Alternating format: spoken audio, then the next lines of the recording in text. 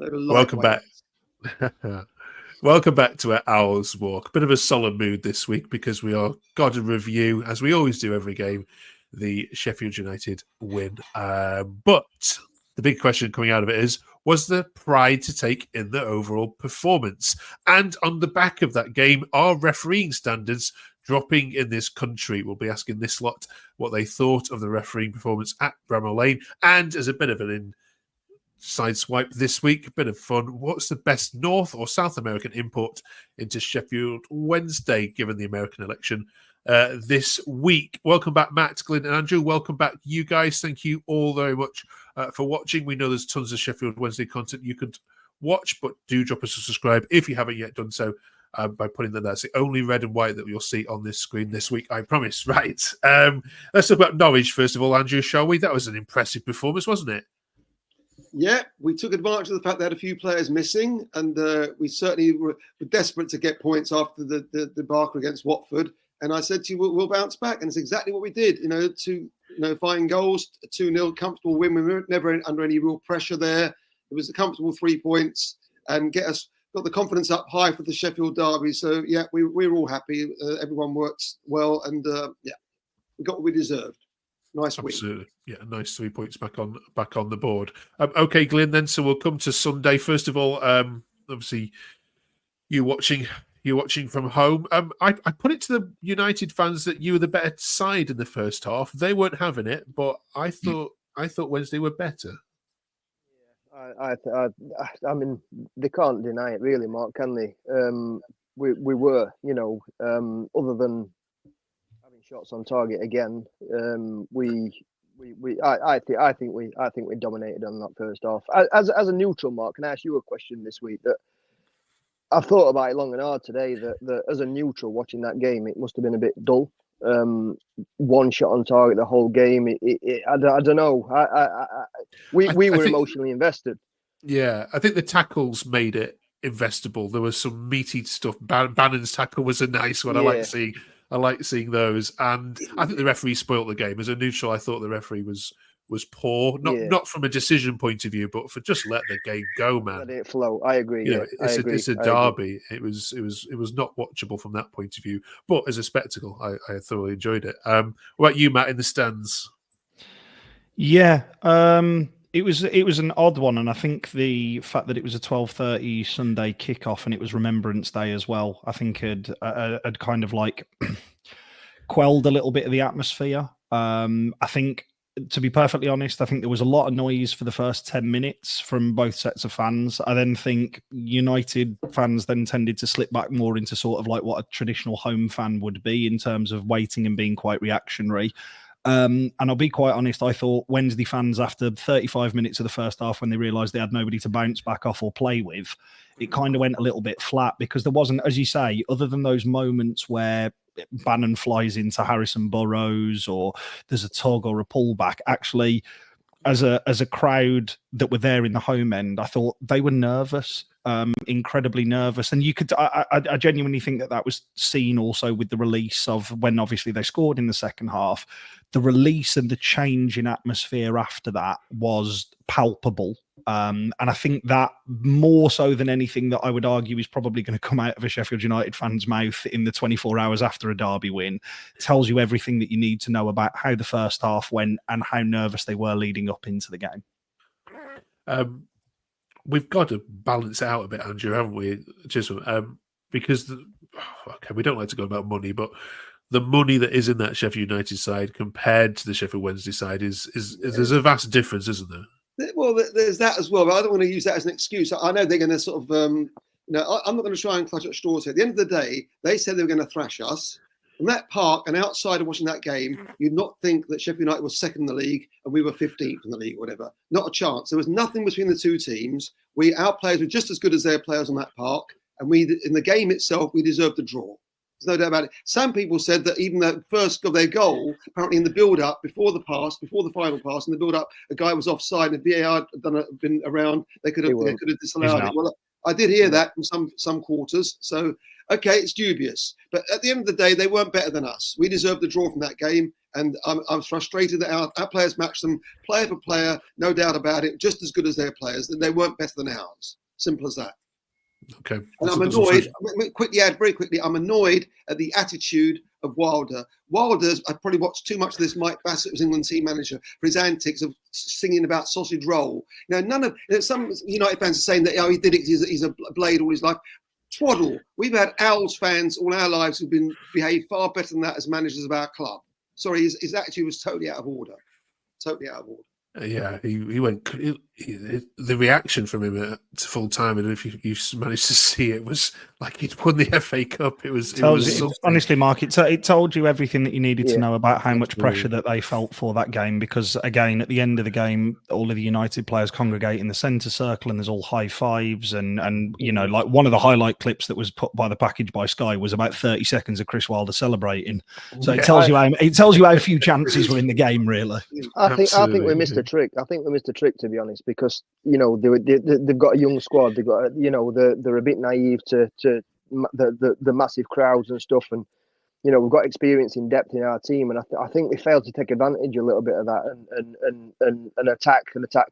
And Michael Smith proved it, kind of the week before or whenever it was, the wonder goal. You shoot, you score, and there wasn't any of that, unfortunately. But I honestly think we massively missed an opportunity there.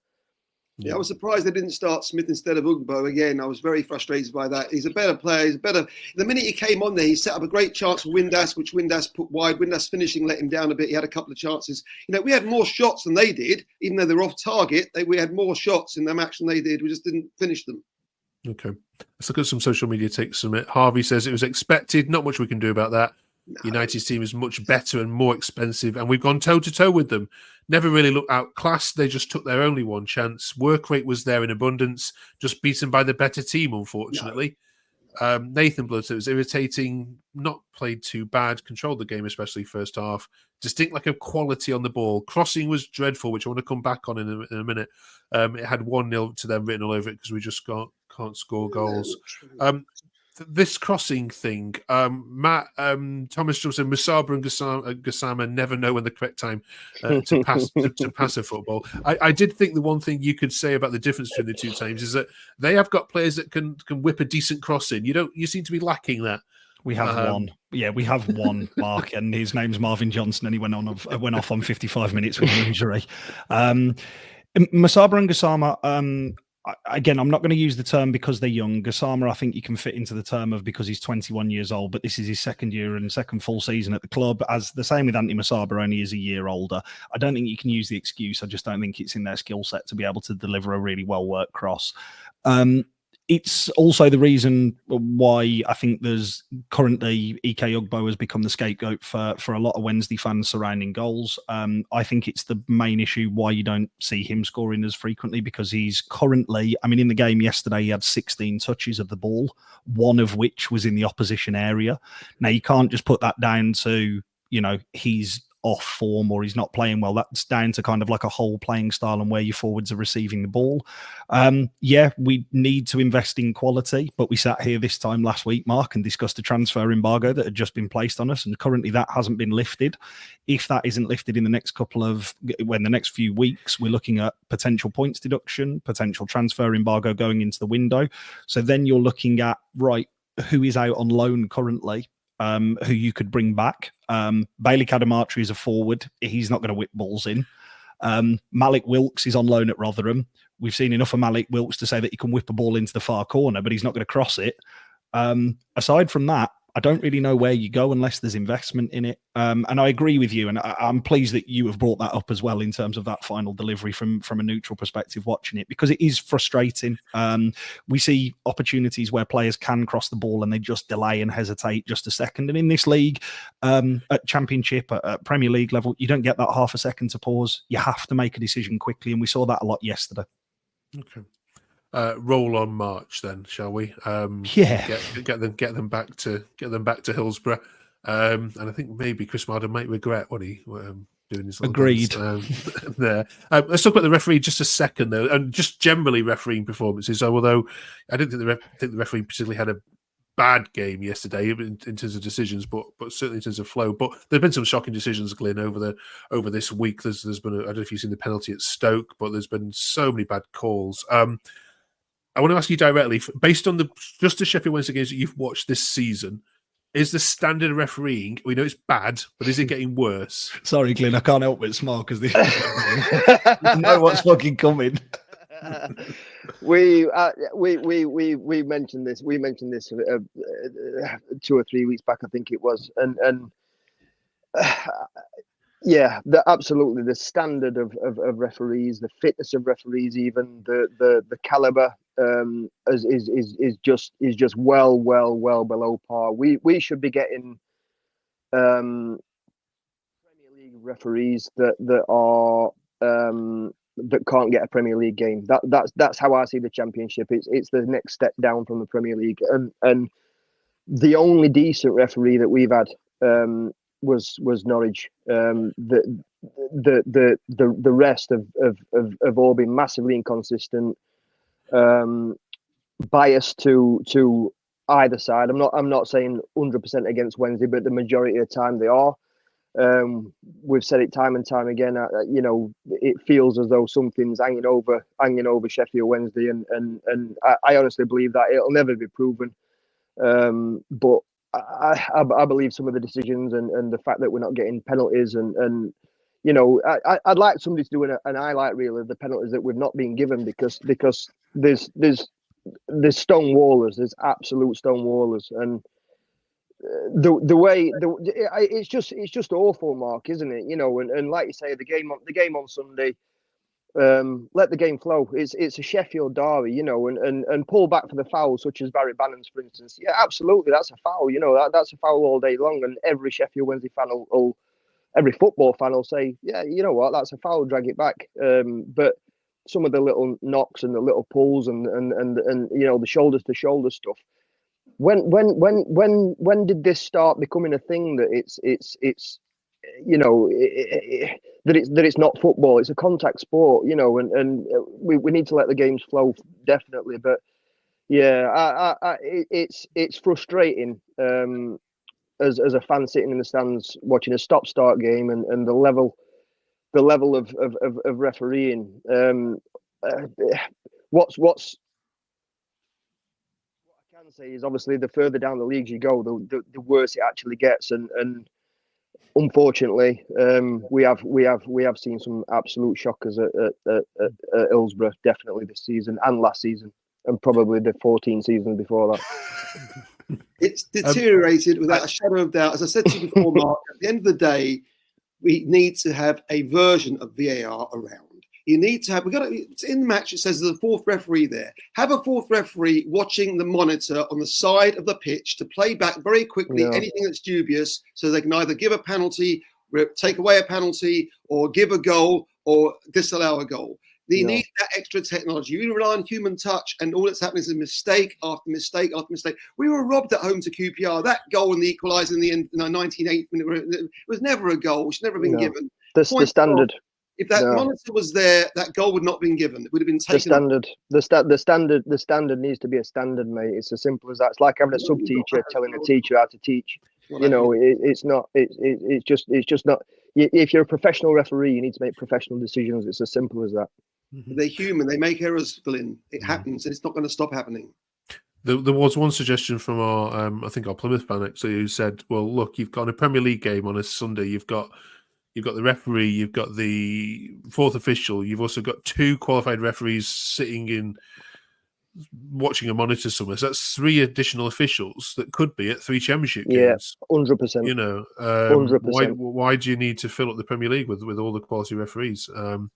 Or get some foreign referees in.